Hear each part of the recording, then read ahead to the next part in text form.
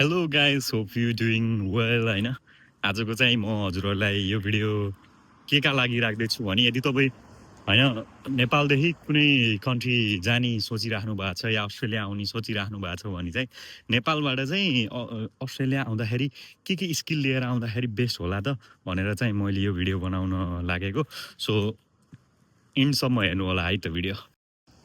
So मैले पहिलो नम्बरमा राखेको छु होइन हेयर कट है। बार्बर यदि तपाईँसँग इनफ टाइम छ भने होइन, यदि तपाईँलाई के सिकेर आउँदा बेस्ट होला जस्तो लाग्छ भने चाहिँ बार्बर चाहिँ नम्बर 1मा राख्नु। किनभने तपाईँले एकजनाको इभन एकजनाको तपाईँले बाल काट्नुभयो भने $30 to $35 कस्ट गर्न सक्नुहुन्छ कि। त्यो भनेको नेपाली अब लगभग 4,000 नै छ भने अहिलेको उसमा एभरेजमा हेर्ने हो भने त।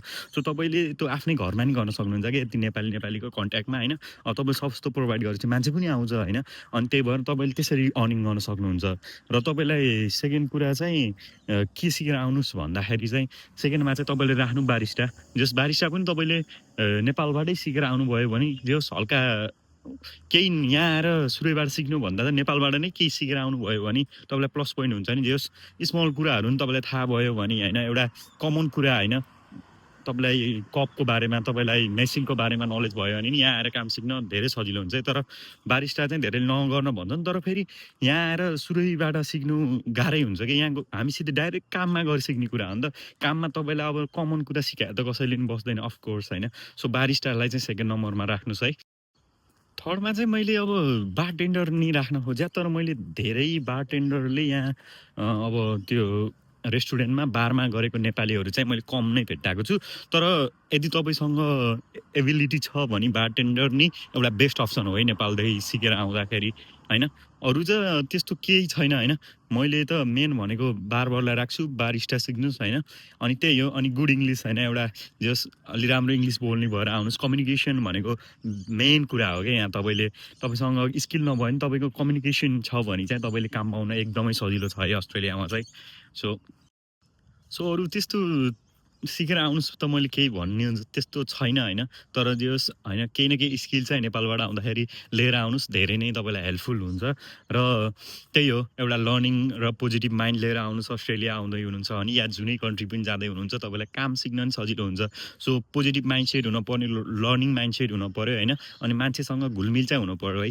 जस इन्ट्रोभर्ट भएर अस्ट्रेलिया या कुनै कन्ट्री आउनुभयो भने चाहिँ एकदमै गाह्रो हुन्छ। सो एक्सट्रोभर्ट, सबैसँग बोल्ने, नयाँ कुरा सिक्ने होइन, सबैलाई यहाँ त जति तपाईँले मान्छेहरूसँग घुलमिलिँदै जानुभयो, जति तपाईँले राम्रो इम्प्याक्ट पार्दै गर्नुभयो त्यति राम्रो काम पाउन सजिलो हुन्छ। र त्यति मान्छेसँग इङ्गेज भइन्छ, जति इङ्गेज भइन्छ त्यति तपाईँलाई नै बेनिफिट हुने कुरा हो। सो यदि अस्ट्रेलिया आउँदै हुनुहुन्छ भने चाहिँ यो स्किलहरू लिएर आउनु है।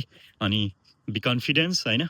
अरू र गर्ल्सहरूलाई चाहिँ मैले के भन्छु भने यदि तपाईँसँग इनफ टाइम छ भने चाहिँ नेपालबाट पार्लर सिकेर चाहिँ आउनुहोस्। पार्लर होइन, नेल डिजाइनिङ। अब मलाई त्यति नलेज त छैन, तर पार्लर चाहिँ सिकेर आउनुभयो भने यहाँ एकदमै राम्रो इन्कम छ क्या पार्लर गर्नेको होइन।